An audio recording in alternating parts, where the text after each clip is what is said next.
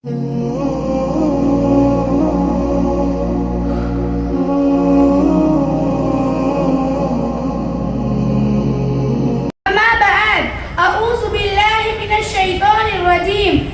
الله الرحمن الرحيم يا أيها النبي قل لأزواجك وبناتك ونساء المؤمنين يدنين عليهن من جلابيبهن ذلك أدنى أن يعرفن فلا يؤذين وكان الله غفورا رحيما صدق الله العظيم. اللہ تعالیٰ نے انسان کو عقل سے نوازا ہے، اسے غور و فکر کی صلاحیت دے کر اسے دوسری مخلوقات سے ممتاز بنایا، حیوانات اور انسان میں فرق کرنے کے لیے عقل دی۔ اگر انسان عقل کا استعمال نہ کرے اور اللہ کے نبی کے بتلائے ہوئے طریقوں کو اختیار نہ کرے اور اپنی نفسانی خواہشات پر چلتا رہے تو سن لو، وہ محض دو پاؤں پر چلنے والا صرف ایک خاکی پتلا بن کر رہ جاتا ہے۔ محترم دوستوں، بزرگوں اور پردہ نشین میری مائیں اور میری بہنوں، تاریخ اسلام کو پڑھتے ہوئے زمانہ جاہلیت پر نظر ڈالتے ہیں تو ہمیں یہ معلوم ہوتا ہے کہ اس وقت انسان اپنی معراج اور اپنا مقام کھو چکا تھا۔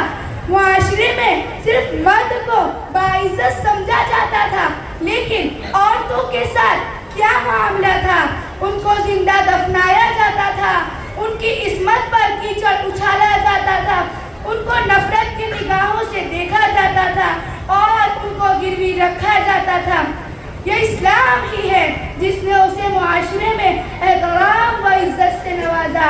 یہ اسلام ہی ہے جس نے اسے قیمتی سے قیمتی بنا کر 7 پردوں میں چھپا لیا اور پھر مرد کو بھی نظر نیچی رکھنے کا حکم دیا۔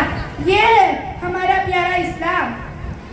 آج ہم ہماری زندگی کو دیکھیں کہ اسلام نے ہمیں جو اعزاز دیا تھا وہ باقی ہے یا ہم نے اسے کھو دیا۔ اسلام ایک مکمل نظام حیات ہے جو ہر قدم پر ہماری رہنمائی کرتا ہے۔ اس لیے اپنی زندگی اسلام کے مطابق گزاریں گے تو دونوں جہاں میں کامیابی حاصل ہوگی۔ محترم دوستوں، بزرگوں اور پردہ نشین میری مائیں اور میری بہنوں، ہمیں معلوم ہونا چاہیے کہ سن ہجری 5 اور 6 کے آخر میں سورہ احزاب اور سورہ نور کا نزول ہوا۔ یہ اللہ کا مسلمانوں پر بہت بڑا احسان ہے کہ اس نے ہمیں پردہ جیسی نعمت سے نوازا۔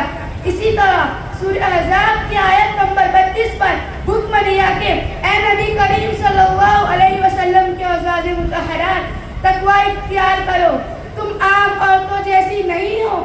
اگر تم اللہ سے ڈرتی ہو تو بات کرنے میں ایسی نرمی پیدا مت کرو کہ دل کے مریض آدمی کو بھی تمہاری طرف رغبت پیدا ہو، اور اپنے گھروں میں ٹھہری رہو اور غیر مردوں کے سامنے بناؤ سنگار کے ساتھ کھلم کھلا مت آیا کرو جیسے پہلے جاہلیت کا ماحول تھا، اور نماز قائم کرو اور زکوٰۃ ادا کرو اور اللہ کے نبی کی فرما برداری کرو۔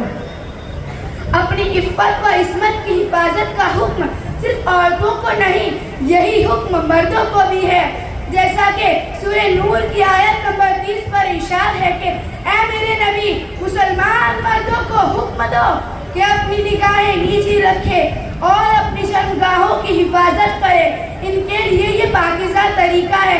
بے شک اللہ تعالیٰ ان کے کاموں سے خوب باخبر ہے۔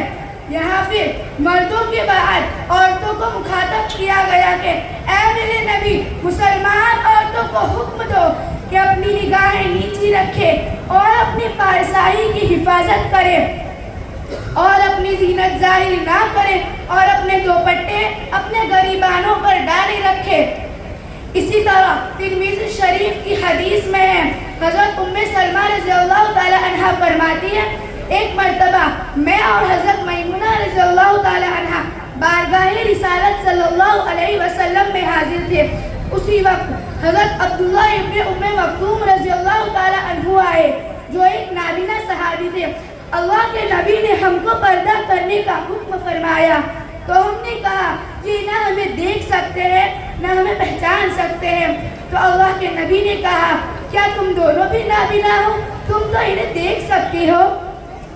محترم دوستوں، بزرگوں اور پردہ نشین میری مائیں اور میری بہنوں، بے پردگی اور بے حیائی خاندان اور معاشرے میں لڑائی جھگڑے اور فسادات کا باعث بنتی ہے، کتنی جدائیوں اور طاقتوں کا سبب بنتی ہے، کتنے بچوں کو ماں اور باپ کی تربیت سے محروم کر دیتی ہے، کتنی بدگمانیاں پھیلتی ہے، میاں بیوی کی محبت کم کر دیتی ہے، بد کردار اور بے حیا افراد کو لالچ کا موقع مل جاتا ہے، دینداری کو کمزور کر دیتی ہے، گھر اور معاشرے میں سکون ختم کر دیتی ہے اور عورت کی عزت کو گرا دیتی ہے۔